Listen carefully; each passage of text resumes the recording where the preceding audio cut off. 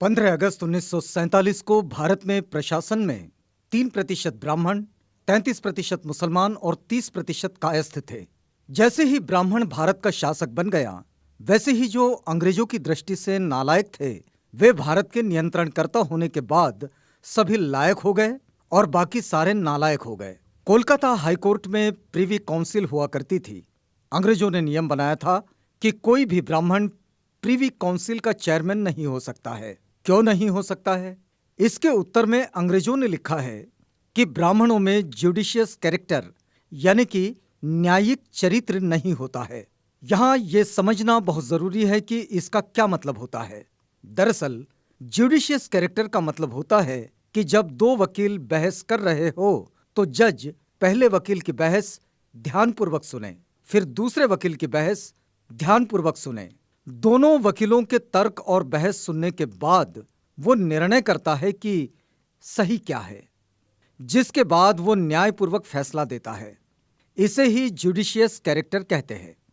अब अंग्रेजों की उस बात पर कि ब्राह्मणों में न्यायिक चरित्र नहीं होता, इस पर गौर करने के लिए एक उदाहरण लेते हैं। यह बात उस समय की है जब जस्टिस A.S. आनंद सुप्रीम कोर्ट के चीफ हुआ करते थे। तब उनकी बेंच में तमिलनाडु का एक वकील बहस कर रहा था। Justice A.S. आनंद उस वकील की बात सुन ही नहीं रहे थे, तो उस वकील ने जूता निकाला और जस्टिस A.S. आनंद को फेंक कर मारा। Justice A.S. आनंद ने तुरंत आदेश दिया कि इसको गिरफ्तार करो। वकील को तत्काल गिरफ्तार करके उस कटघरे में खड़ा किया गया और पूछा गया कि तुमने जज साहब को जूता क्यों मारा? उस वकील ने जवाब दिया कि जज का ध्यान मेरी बहस की तरफ नहीं था, इसलिए उसका ध्यान अपनी बहस की तरफ केंद्रित करने के लिए मैंने जूता मारा। यानी अंग्रेज ब्राह्मणों के न्यायिक चरित्र के बारे में जो कहते थे कि ब्राह्मणों में जुडिशियस कैरेक्टर नहीं होता, वह गलत नहीं कहते थे। दरअसल जुडिशियस कैरेक्टर का मतलब होता है निष्पक्षता का भाव, अर्थात निष्पक्ष रहकर दोनों पक्षों या दोनों पक्षों के बहसकर्ताओं को यानी कि वकीलों आदि को, गवाहों को सुनकर सबूतों तथा दस्तावेजों को ध्यानपूर्वक देखकर कानून और न्याय के सिद्धांत के अनुसार अपनी मनमानी ना करते हुए जो सही है उसे न्याय दे। ये गुण ब्राह्मणों के अंदर नहीं है। ये अंग्रेजों का कहना था कि अब सुप्रीम कोर्ट और हाई कोर्ट पर भी ब्राह्मणों ने कब्जा कर लिया है। वर्तमान में हाई कोर्ट में 600 के लगभग जज है और SC, ST, OBC एवं माइनॉरिटी के लगभग 18 जज है। ब्राह्मण तथा तत्सम ऊंची जातियों के लोगों के लगभग 582 जज हैं। ब्राह्मणों का न्यायपालिका पर अनियंत्रित नियंत्रण है, इसलिए संविधान द्रोह करने वाले ऐसे जजों को चौराहे पर लाकर उनका उचित सम्मान करना चाहिए। वामन मेश्राम कहते हैं कि मैं अच्छी तरह जानता हूं कि मेरे द्वारा ब्राह्मणों का विरोध करना ठीक वैसा ही नारा लगाने के बराबर है जैसा गांधी का अंग्रेजों भारत छोड़ो वाला नारा था, ब्राह्मणों भारत छोड़ो। इस नारे का विरोध वे यानी कि ब्राह्मण कर भी नहीं सकते। ब्राह्मणों को लगता है कि ऐसा करना खतरनाक है। वे जानते हैं कि जो ब्राह्मणों का विरोध कर रहा है, अगर उसका विरोध किया तो उनकी पोल खुल जाएगी।